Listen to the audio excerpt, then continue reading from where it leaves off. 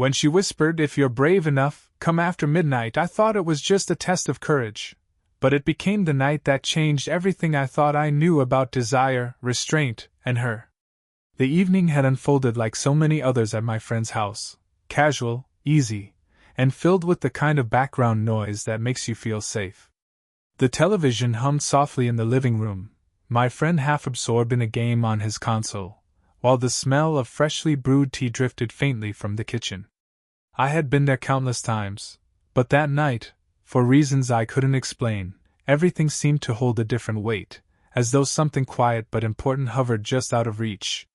His mother moved gracefully around the house, never hurried, never loud, always carrying herself with a kind of quiet presence. She wasn't a woman who demanded attention, yet you noticed her.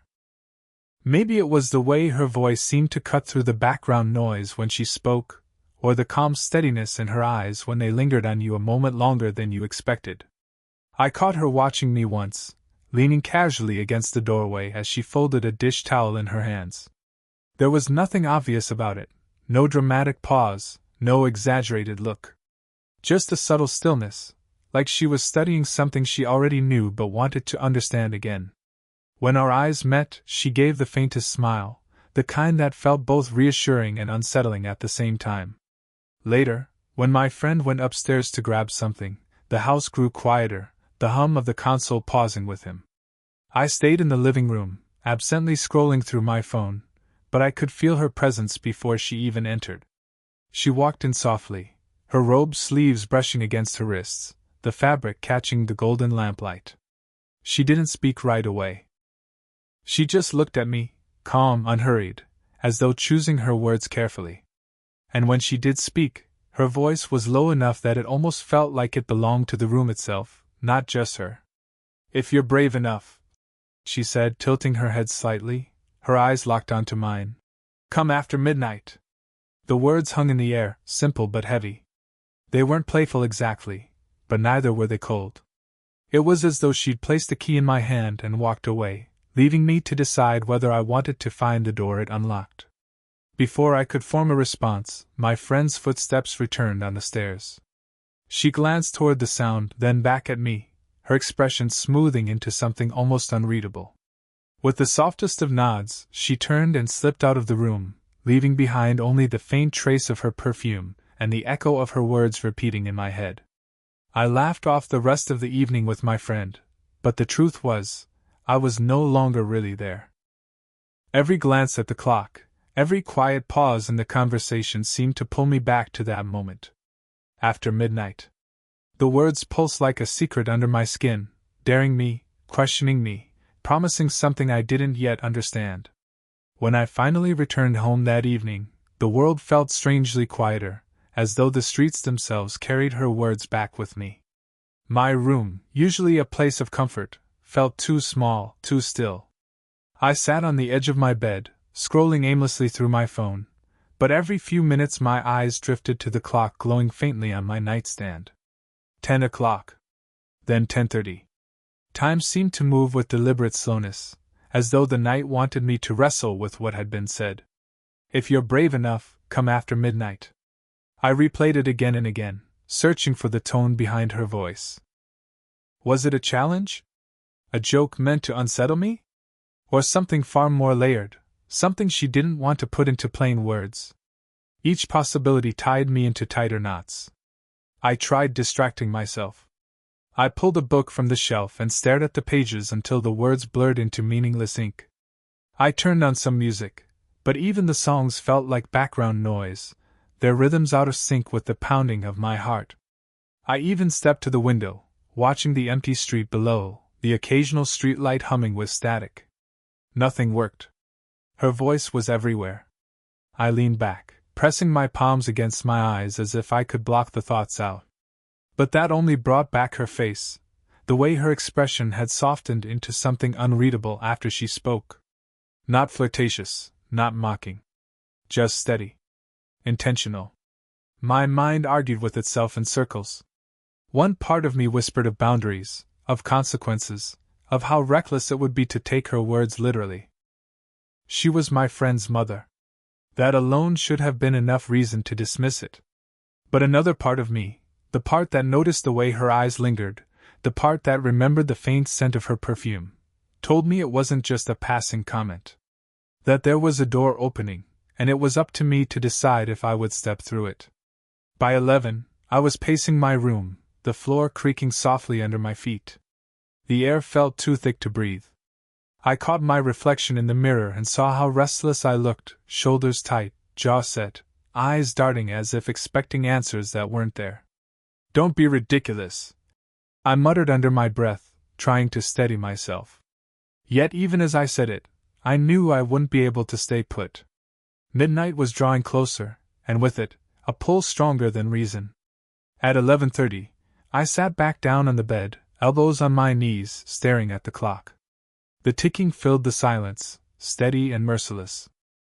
I felt like I was sitting on the edge of something vast and unexplainable, a threshold that scared me and drew me in at the same time. By 11:50, I knew. My heart was already answering the question my mind had tried to avoid. I couldn't let the moment pass me by, not when it carried the promise of something I didn't even have the words for yet. The clock struck 12. My chest tightened. I stood, slipped on my jacket, and stepped into the cool embrace of the night. The door clicked shut behind me, and for a moment I simply stood there, letting the night air press against my skin. It was cooler than I expected, a faint trace of rain still clinging to the earth, the streets carrying that damp, metallic scent that always follows a storm. My breath rose in thin clouds, vanishing quickly in the darkness, as if even the air didn't want to linger too long around me. Every sound felt amplified.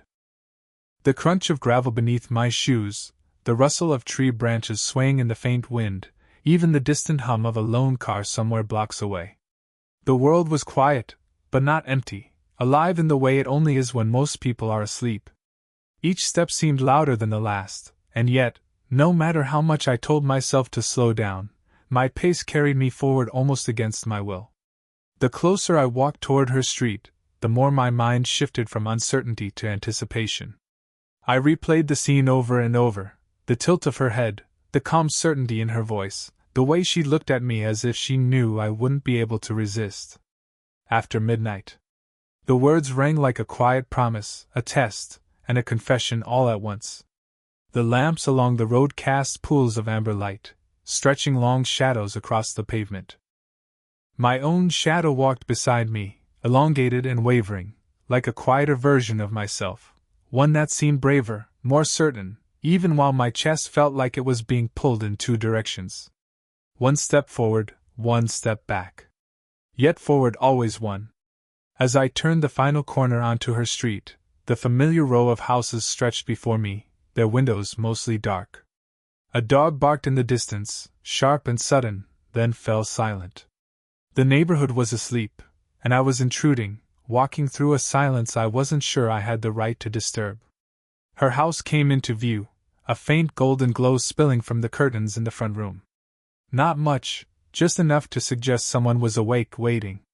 My pulse quickened. It would have been easier if the house had been completely dark, if I could have told myself she had forgotten, or that it had been a careless remark after all. But that light, that single lamp burning quietly in the night, was proof.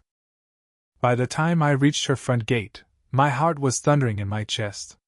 My palms were damp despite the cool air. I hesitated, fingers brushing the iron railing as if the touch might ground me. The whole world seemed to hold its breath, the night pausing in anticipation of what I would do next. I stood there for a long moment, the weight of choice pressing down on me. Then, finally, I drew a breath, steadied myself, and stepped forward. Each step up the path felt heavier, louder, more certain. At her door, I lifted my hand, hesitated one final time, and then knocked softly. The moment after my knock stretched on endlessly. I could hear the faint hum of the night around me, the chirp of a cricket, the sigh of the wind against the trees, but no sound from within the house. For a heartbeat, I wondered if I'd made a mistake. Maybe she had forgotten. Maybe I had misunderstood. Maybe I had wanted to believe there was more in her words than there really was. Just as the thought began to settle, I heard it, the soft shuffle of steps on the other side of the door. My chest tightened. The lock clicked faintly, followed by the gentle creak of hinges opening. And then she was there. She stood framed in the doorway, a single lamp from the living room behind her casting her figure in warm light. Her hair was loose, falling in gentle waves over her shoulders, catching the glow in strands that looked almost golden. She wore a robe, simple, soft, tied loosely at her waist, and though it was modest, there was something about it that felt impossibly intimate, as though I had been invited into a side of her life no one else saw. For a moment neither of us spoke. She didn't smile, didn't rush to fill the silence. Her eyes moved over my face slowly, searching, as though to see if I really understood what I was doing there. And the truth was, I wasn't sure I did. The scent of her perfume drifted toward me, subtle but unmistakable, mixing with the warmth of the house that seemed to spill out into the night air. It was the kind of scent you couldn't forget once you noticed it, soft, elegant, carrying a quiet depth. Finally, she stepped aside, her hand brushing the edge of the door as she gave the faintest nod toward the hallway. The movement was small, but it was enough. My pulse leapt as I stepped forward, crossing the threshold into her space. For the briefest instant, our shoulders nearly touched, and even without contact I could feel the nearness of her body, an awareness so sharp it made the rest of the world blur away. The house was hushed, more so than I'd ever known it to be. The ticking clock on the wall felt almost too loud, the hum of the refrigerator in the kitchen suddenly distinct. She closed the door quietly behind me, turning the lock with a care that felt deliberate, final. When I glanced at her again, she was watching me with an expression I couldn't read. Not playful, not stern, just steady, almost contemplative. It was as if she was weighing something in her mind, something unspoken. I opened my mouth to speak, but no words came. What could I possibly say that wouldn't sound foolish? That I didn't know why I was there? That I couldn't stop thinking about her voice, her look, that invitation? The silence stretched between us, not awkward, but charged, thick with everything neither of us dared to say out loud. She gestured softly toward the living room, her robe sleeve brushing against her wrist as she moved. Without a word I followed her, each step deeper into the house making my heart beat louder in my ears. The living room felt transformed at this hour. I had been in it many times before, usually filled with the chatter of a TV, the clinking of teacups, or my friends' careless laughter. But now, it was wrapped in a kind of hush that made every detail feel sharper. A single lamp glowed in the corner, casting long, soft shadows across the furniture. The faint hum of the refrigerator drifted from the kitchen, the clock ticked steadily on the wall, and underneath it all was the sound of my own heartbeat, uncomfortably loud in my ears. She moved toward the couch, her robe brushing against her ankles as she walked, and settled down gracefully. She didn't cross her legs or fold into herself the way some people do. Instead, she carried a kind of quiet composure, as though every movement was deliberate. She gestured gently for me to sit beside her, and I did, though I left a careful space between us at first. For a moment neither of us spoke. The silence wasn't empty, it was thick, almost alive, full of things unsaid. I shifted on the couch, trying to find words, but she was the one who finally broke it. "Why did you come?" she asked softly. Her voice wasn't accusatory. It wasn't teasing either. It was calm, measured, as though she was asking something far deeper than the question itself. I hesitated, my eyes dropping to my hands. I couldn't stop thinking about what you said." The words sounded clumsy, but they were the truth. Her lips curved into the faintest smile, not playful, not mocking, but something closer to sad. "And do you know what it means? To be here?" I shook my head. "No. But I knew I'd regret it if I didn't come." Her gaze lingered on me, steady and thoughtful. Then, almost as though she needed to anchor the moment, she shifted the conversation to gentler ground. We spoke of small things first: how quiet the house felt at night, how long the week had seemed, how rare it was to find time for stillness. But slowly, the words deepened. She told me about loneliness, not in a dramatic way, but with the kind of quiet honesty that felt heavier than tears. How the house sometimes felt too big when everyone else was asleep. How she longed, at times, for someone to simply sit with her without judgment or expectation. And I told her how I often felt adrift, caught between being too young to be taken seriously and too old to pretend I didn't care. How strange it felt to want more from life but not know what more even looked like. At some point, as the conversation wove between us, her hand brushed against mine on the couch. It was subtle, almost accidental. But she didn't pull away. Neither did I. The warmth of her skin lingered against me, quiet but electric, grounding me in a way words never could. The minutes stretched quietly, almost suspended, as we sat side by side on that couch. Our words had slowed, thinning into pauses that carried their own weight. It was strange, how silence between two people could say more than the most carefully chosen sentences. I shifted slightly, resting my arm on the back of the couch, and in that small movement our hands brushed again. This time, neither of us pretended it was accidental. Her fingers lingered against mine, light at first, almost tentative, then slowly more certain, resting in place as though they had found where they belong. I looked at her, and she was already looking at me. Her eyes held mine for longer than was comfortable, yet I couldn't look away. There was no disguise in them, no attempt to soften or hide what she felt. They carried both strength and fragility, like someone who had spent years keeping control, only to let a little slip in this moment. She leaned forward slightly, reaching for the blanket folded on the arm of the couch. With a quiet care, she shook it out and laid it gently over my shoulders, smoothing it down with her hand. The gesture was tender, maternal in one sense, but the way her palm lingered against my shoulder was something entirely different. I felt the warmth of her skin through the thin fabric of my shirt, a gentle pressure that seemed to steady me even as it made my pulse race. Her touch trailed lightly down my arm before slipping away, but the absence of it was louder than the touch itself. I swallowed hard, unsure if I should speak or stay silent. Words felt clumsy compared to what that small gesture had already said. She drew in a quiet breath, her gaze lowering briefly before returning to mine. "This can't last forever," she whispered. Her voice trembled just enough to betray what her composure tried to hide. I nodded slowly, my throat tight. "I know." For a moment, it felt as if everything might collapse under the weight of that truth. Yet instead of retreating, she moved a little closer. Our shoulders touched now, lightly, but the contact sent a warmth spreading through me that no blanket could match. I could feel the faint rise and fall of her breathing, steady but a little quicker than before. Her hand, resting on the couch between us, shifted until her fingers brushed the back of mine once more. She didn't lace them together, didn't hold on fully, but the quiet contact was enough. It was as if the space between us had been dissolved into something fragile and electric, a secret tether no one else could see. We stayed like that for a long while, close but restrained, saying nothing yet speaking everything. The pull to cross that invisible line, to reach for her fully, was strong, aching even. But neither of us moved further. It was in the holding back, in the quiet discipline, that the moment became almost unbearable in its intensity. The night seemed endless, yet fragile, like a candle flame burning low, flickering softly against the weight of the dark. We sat there for what felt like hours, though time had lost its meaning.